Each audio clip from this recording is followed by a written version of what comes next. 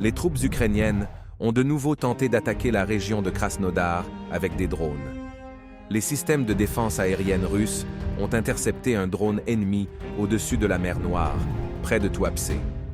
Les forces ukrainiennes ont également continué de lancer des frappes combinées sur la Crimée. La première vague d'attaque a été repoussée.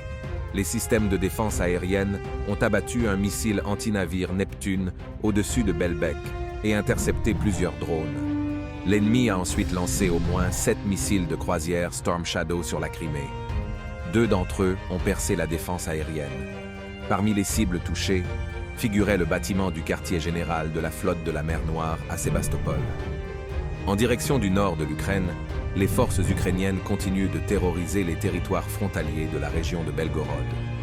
Les villages de Valkovski et de Terebreno ont été la cible de tirs, et un drone d'attaque a également été abattu à l'approche de Belgorod. Dans le secteur de Svatovo, les troupes ukrainiennes ont effectué des rotations en raison de pertes élevées. Au même moment, on a appris que 2 chars Léopard fournis par la Suède avaient été endommagés près de Stelmakovka. Dans le secteur de Soledar, d'intenses opérations militaires se poursuivent près de Kleshchevka et d'Andreevka.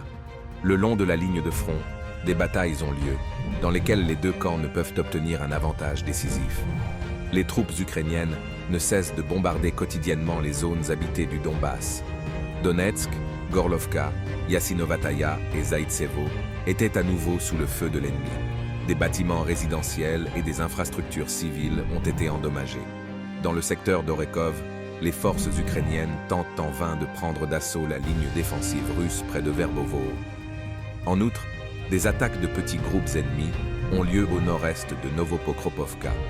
En région de Kherson, les forces ukrainiennes ont à nouveau tenté de prendre pied sur les îles du Liman du Dnipr. Les opérations de débarquement se déroulent sous le feu continu des troupes russes et entraînent des pertes importantes.